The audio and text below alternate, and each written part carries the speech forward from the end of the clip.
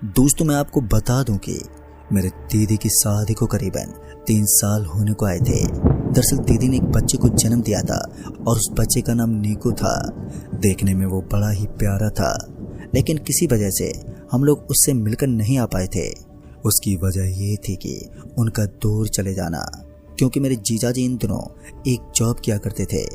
वो सरकारी अधिकारी थे। दरअसल वो किसी ऑफिस के मामले के लिए घर से दूर रहते थे। इन दिनों उनकी जॉब हरियाणा में लगी हुई थी और मुझे भी अब हरियाणा के लिए निकलना था। कहते हैं कि कुछ चीज़ों के बारे में हम बिल्कुल भी नहीं जानते हैं और अक्सर वो ही चीज़ें अनजाने में हमारे साथ घट जाती हैं। लेकिन क्या हो जब हम उस चीज़ के बारे में जानते हों और उसके बाद भी हम उसे खुद जाकर गले लगा लें, या फिर यूं कहें कि हम किसी मुसीबत को बुलावा खुद पे खुद ही दे दें। ऐसा ही कुछ मेरे साथ भी हुआ था। वैसे तो मैं साइंस का एक स्टूडेंट हूँ, लेकिन ऐसी काफ़ी सारी चीज़ें होती हैं जो इंसान को अलग बनाती हैं। मुझे नहीं मालूम कि मैं इन चीज़ों के बारे में कैसे सोच समझ सकता हूँ, लेकिन आज भी जब मैं पीछे मुड़कर देखता हूँ तो मुझे ऐसा लगता है कि मैं एक साइंस का स्टूडेंट ना होकर एक आर्ट्स का स्टूडेंट हूँ। खैर आइए जानते आखिर क्या हुआ था मेरे साथ ऐसा, जिसके बाद मैं खुद से ही नफरत करने लगा था। दोस्तों ये उन दिनों की बात है जब हमारे गांव से ट्रेन निकलती थी। हमारे गांव से महज थोड़ी ही दूरी पर एक रेलवे स्टेशन था। उसका नाम था बाड़ीपुर रेलवे स्टेशन। यह स्टेशन जितना दिखने में अच्छा लगता था, कहीं ना कहीं उतना ही रात में वो सुनसान और डरावना बन जाता था। उसकी एक वजह यह भी थी कि रात को यहाँ पर कोई नहीं आता था, क्योंकि यहाँ एक हल्का और छोटा सा इलाका था जहाँ पर लोगों का आना जाना काफ़ी कम होता था। ऐसा नहीं था कि स्टेशन के ऊपर कोई भीड़ कम रहती थी। सुबह तो यहाँ पर काफ़ी अच्छी लाइन लगी होती थी, लेकिन जैसे दोपहर के बाद शाम होने को आती थी तो उसके साथ ही स्टेशन के ऊपर एक चुप्पी छा जाती थी। ऐसा लगता था कि अब स्टेशन के आजू बाजू में कोई भी मौजूद नहीं है। देखने में ये नज़ारा काफ़ी खामोश लगता है, लेकिन कभी कभी जब सूरज आसमान से पूरी तरह से गायब नहीं होता तो यही नज़ारा इतना खूबसूरत लगता है मानो जैसे मन को भा जाए। फिर उसी दिन शाम के करीबन 6:30 बजे के आसपास जब मैं रेलवे स्टेशन पर पहुंचा तो उसी तरह का नज़ारा कुछ महसूस हुआ।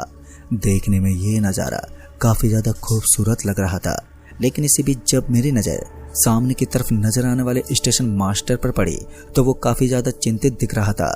उसकी शक्ल देखकर मुझे ऐसा लग रहा था मानो उसके साथ कुछ गलत हुआ होगा। इसीलिए मैं उसके पास पहुंचा और मैंने कहा, अरे स्टेशन मास्टर जी कैसे हैं आप? उसने मेरी शक्ल देखते हुए कहा, अरे बेटा भावेश, तुम आज इतनी रात को कहाँ जा रहे हो? उसकी बात सुनकर मैंने उन्हें घूरते हुए कहा, अरे मास्टर जी आप भी कैसी बात करते हैं, अभी कहाँ रात हुई है और पूरी रात में तो मुझे सफ़र ही करना होगा। इतना कहने के बाद मैं हल्का सा मुस्कुराया और तभी स्टेशन मास्टर ने कहा, देखो बेटा यहाँ से कुछ देर बाद एक ट्रेन गुजरने वाली है और इस स्टेशन पर नहीं रुकेगी। कहते हैं इस स्टेशन को शाम के बाद बंद कर दिया जाता है। जो भी इस स्टेशन से रात को निकलता है वो अपने साथ कुछ अजीब चीज़ें ले जाता है। दोस्तों ये सुनकर मैं स्टेशन मास्टर का मुंह ताकने लगा और उस पर हंसते बोला, अरे अंकल जी आप ही कैसी बात करते हैं, ऐसा थोड़ी ना होता है। इतना कहकर मैं काफ़ी ज़ोर ज़ोर से हंसने लगा, लेकिन उन्होंने कहा, देखो बेटा आजकल की पीढ़ी इन चीज़ों पर बिल्कुल विश्वास नहीं करती, वरना इन चीज़ों का हमारी दुनिया में होना कोई बड़ी बात नहीं है। और इतना सुनने के बाद मैंने अपने सामने खड़े उस स्टेशन मास्टर को ऊपर से लेकर नीचे तक देखा और कहा, अरे नहीं नहीं ऐसा सच में कुछ नहीं होता सर, ये सब तो लोगों का भ्रम होता है। मैंने इतना कहा ही था कि तभी स्टेशन मास्टर ने मेरी बातों को बीच में ही काटते हुए कहा, वैसे भी मुझे आज की नाइट ड्यूटी मिल गई है, पता नहीं कल जिंदा बचूंगा या फिर नहीं। उनकी बात को सुनकर मेरे मन में थोड़ी टेंशन होने लगी। मुझे समझ में नहीं आ रहा था कि वो आखिर ऐसा क्यों बोल रहे हैं। वो अकेले थोड़ी ना है जो स्टेशन पर पहरा देने वाले थे। इससे पहले भी काफ़ी लोग होते थे जो स्टेशन पर गार्ड की नौकरी करते थे। मैंने स्टेशन मास्टर की तरफ देखते हुए कहा, लेकिन आप तो स्टेशन मास्टर हैं, आप क्यों यहाँ पर पहरा देने वाले हैं और यहाँ रुकने की क्या नौबत आ गई? तो उन्होंने बताया कि आज हमें रात को रुकने के लिए कहा गया है। सुना है अब हमारे काम को नाइट शिफ्ट में ऐड कर दिया गया है। और ये सुनकर मैं थोड़ा हैरान हो गया, क्योंकि आज से पहले मैंने कभी भी ऐसा नहीं सुना था कि हमारे गांव के अंदर जो स्टेशन है उसके ऊपर नाइट ड्यूटी भी लगती है। मैंने सुना था कि उस स्टेशन को रात में बंद कर दिया जाता है और वहां पर उसके बाद कोई ट्रेन नहीं रुकती, लेकिन ऐसा होना भी लाजमी था क्योंकि उस स्टेशन के आजू बाजू का इलाका एकदम सुनसान ही रहता था। तभी मैंने सोचा कि शायद अब स्टेशन को खोल दिया जाएगा। लेकिन मुझे नहीं पता था कि स्टेशन खुलने के बाद कुछ ऐसा होगा जिसके बारे में किसी ने सोचा तक नहीं होगा। मगर मेरे लिए मुसीबतों का पहाड़ यहाँ से खड़ा नहीं होने वाला था। मुसीबतें तो आगे आगे मेरा इंतजार कर रही थी और अब बस मुझे इंतजार था तो ट्रेन के आने का। किसी तरह मैंने स्टेशन मास्टर को शांत किया और उसके बाद मैं ट्रेन के इंतजार में वहीं पर पड़ी एक बेंच पर बैठकर उसी स्टेशन मास्टर से इधर उधर की बातें करने लगा। तभी मुझे ट्रेन के हॉर्न की आवाज़ आई। इसी बीच मैं तो भूल ही गया था कि मैं तो टिकट लाना ही भूल गया हूँ। और उसके बाद मैं जल्दी से उठा और टिकट काउंटर की तरफ जाने लगा तो स्टेशन मास्टर ने कहा, अरे बाबू साहब क्या कर रहे हो? तो मैंने उन स्टेशन मास्टर को बताया कि अरे वो क्या है कि मैं जल्दी में अपनी टिकट लाना ही भूल गया हूँ, तुम 2 मिनट के लिए रुकना, मैं अभी आता हूँ। इतना कहने के बाद मैं जल्दी से टिकट काउंटर की तरफ जाने लगा, लेकिन तभी स्टेशन मास्टर ने कहा, लेकिन अब कोई फ़ायदा नहीं है, अब तो टिकट काउंटर बंद हो चुका है। आप एक काम कीजिए, यहाँ से चले जाइए और बाई चांस आपको ट्रेन में टीटी मिल जाए तो आप फ़ोन पर मेरी बात करा देना। उसके बाद उस स्टेशन मास्टर ने मुझे अपना नंबर दे दिया और ट्रेन वहाँ सिर्फ 2 मिनट के लिए रुकने वाली थी। तो मैं जल्दी से भागता हुआ एक लोकल वाली बोगी में चढ़ गया जिसके अंदर ज़्यादा भीड़ नहीं थी। तभी मैंने देखा कि उस लोकल बोगी के अंदर मेरे अलावा कुछ 6 जने और बैठे हुए थे और उन्हें देखकर मुझे काफ़ी अच्छा लग रहा था। भला मेरे साथ साथ कुछ 6-7 जने और भी थे जो आराम से सफ़र कर रहे थे। फिर उसके बाद मैं भी ट्रेन के फाटक पर जाकर बैठ गया क्योंकि मुझे बाहर का नज़ारा देखने में बड़ा ही मज़ा आता था। इसी बीच मैंने अपना फ़ोन निकाल लिया और फ़ोन चलाने लगा। तभी पीछे से आवाज़ आई, अबे नीचे गिरना है क्या? सीट पर क्यों नहीं बैठ जाता, खाली पड़ी है सीट। इतना सुनते ही जब मैंने पीछे मुड़ते हुए देखा तो मैंने पाया कि वो एक लंबा चौड़ा आदमी मुझे तिरछी आंखों से देख रहा था। तो मैंने उस आदमी की तरफ देखते हुए कहा, अरे भाई साहब तुमको क्या दिक्कत है, मैं यहाँ पर बैठूं या फिर सीट पर, तुम अपना काम करो। मैंने इतना कहा ही था कि उसने मुझे एकदम से पकड़ लिया और पीछे की तरफ खींच लिया। सच में वो आदमी बहुत ही ज्यादा ताकतवर था।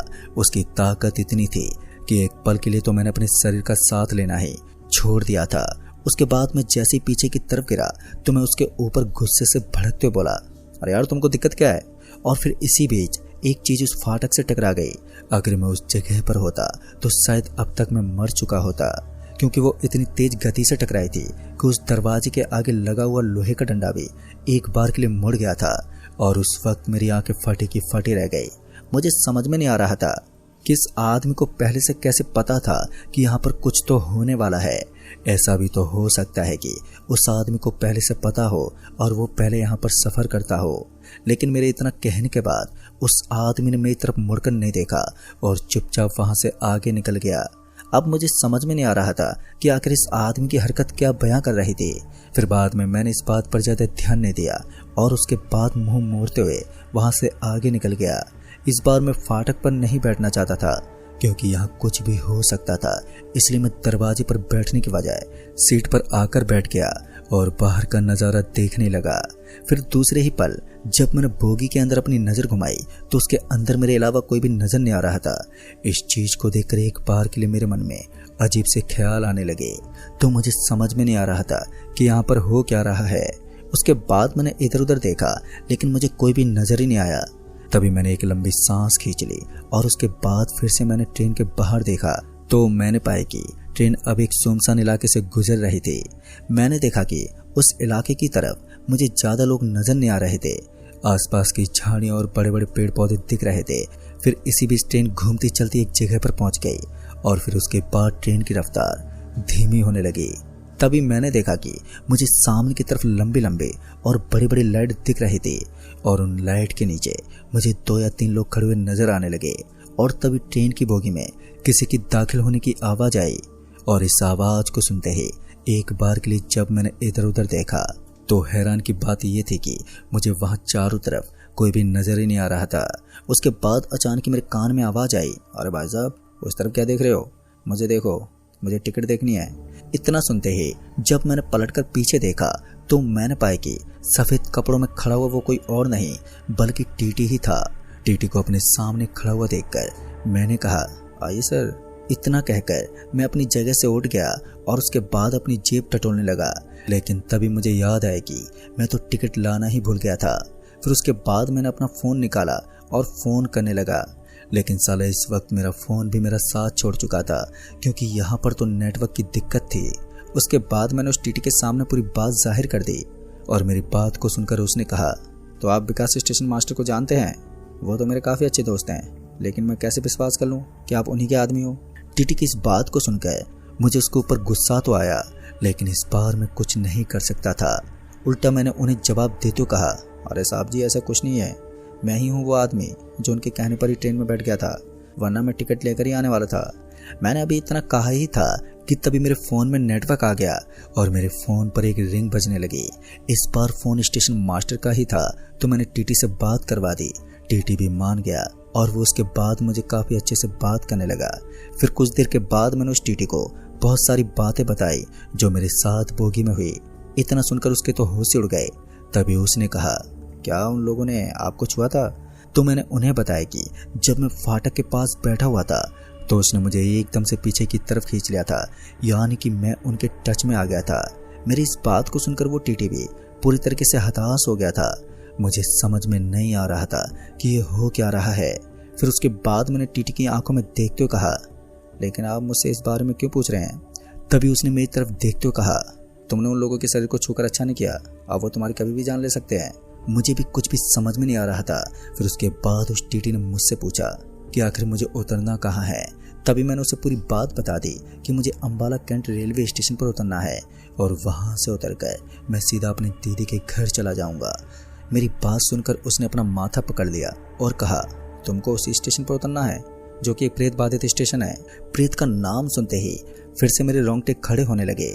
ऐसा नहीं था कि मैं इन चीज़ों से डरता नहीं था, भले ही मैं इन चीज़ों में विश्वास नहीं करता था, लेकिन अंधेरी रात में एक नॉर्मल इंसान का इन चीज़ों से खौफ खा जाना कोई बड़ी बात नहीं थी। वैसे भी मेरे अंदर भूत प्रेत जैसी ताकतों को सहने की हिम्मत नहीं थी। धीरे धीरे हमारी ट्रेन अंबाला कैंट के एकदम पास पहुंच गई और वहां पर पहुंचते ही टीटी ने मेरे कंधे पर हाथ रखते हुए कहा, देखो डर कर मत जाना, आराम से सांस दिखाकर जाना। हो सकता है तुम्हारे ऊपर कभी भी खतरा मंडरा जाए, लेकिन हिम्मत रखना और इस हिम्मत को तोड़ना मत। दोस्तों, इतना कहने के बाद उस टीटी ने अपना मुंह मोड़ लिया, लेकिन इसी बीच में समझ गया था कि कुछ तो गड़बड़ है जो वो मुझे बताना नहीं चाहते। उसके बाद मैं ट्रेन से नीचे उतरा और अचानक ही मुझे और भी लोगों के कदम पटकने की आवाज़ आने लगी और इसी बीच जब मैंने पीछे मुड़कर देखा तो 5 लोग मेरे पीछे पीछे आ रहे थे। दरअसल चलते फिरते ही उन्होंने अपने कपड़े बदलने शुरू कर दिए थे। उनके हाथों में एक संदूक भी था। मुझे समझ में नहीं आ रहा था कि यहाँ पर चल क्या रहा है। फिर उसके बाद मेरी आंखों के सामने उस संदूक के अंदर से खून की बूंदें बाहर गिरने लगी और उसके बाद एक हाथ बाहर लटकने लगा। मैं समझ गया था कि इनके अंदर किसी की लाश थी और इतने में एक आदमी मेरे इतने करीब पहुंच गया कि मुझे पता ही नहीं चला, और वो मेरे करीब इतनी जल्दी कैसे आ गया, मैं इसी सोच में था। तभी उसने मेरा गला एकदम से पकड़ लिया और मुझे हवा में उठा दिया। अब मेरी सांसें अटकने लगी थी, मुझे कुछ भी समझ में नहीं आ रहा था और तभी मैंने मन ही मन भगवान का नाम लेना शुरू कर दिया और बाहर की तरफ वो आदमी मुझे लगातार जकड़ता जा रहा था। लेकिन मैंने अपनी आंखें बंद करके भगवान को याद करना शुरू कर दिया और अब उस आदमी के हाथ भी ढीले पड़ने लगे थे और फिर एक तेज रोशनी सामने पड़ी। मुझे नहीं पता था कि वो क्या है, लेकिन आज भी मुझे ऐसा लगता है कि वो भगवान का ही एक रूप था जिन्होंने मेरी जान बचाई थी। मैं भगवान श्री कृष्ण का बहुत ही बड़ा भक्त हूँ, यहाँ तक कि मेरे हाथ पर भी श्री कृष्ण का टैटू बना हुआ था। मुझे नहीं मालूम कि उसके बाद क्या हुआ है, क्योंकि फिर मेरी आंख बंद हो गई। फिर जब मेरी आंखें खुली तो मैं अपनी दीदी के घर पर था और लगातार 7 दिन तक मैं तेज बुखार में तड़पता रहा। लेकिन दोस्तों, मैं आज तक इस चीज़ को नहीं जान पाया हूँ कि वो 5 लोग कौन थे जिन्होंने चलते फिरते अपने कपड़े बदल लिए और फिर मेरी जान लेने पर उतर आए थे। तो दोस्तों, आपको क्या लगता है कि वो कौन थे और उन्होंने मेरी जान लेने की कोशिश क्यों की? ये बात आप हमें नीचे कमेंट बॉक्स में ज़रूर बताएं। तो मैं आपका दोस्त राजकुमार जल्द ही मिलूंगा ऐसी एक और नई कहानी के साथ। तब तक के लिए बाय एंड टेक केयर।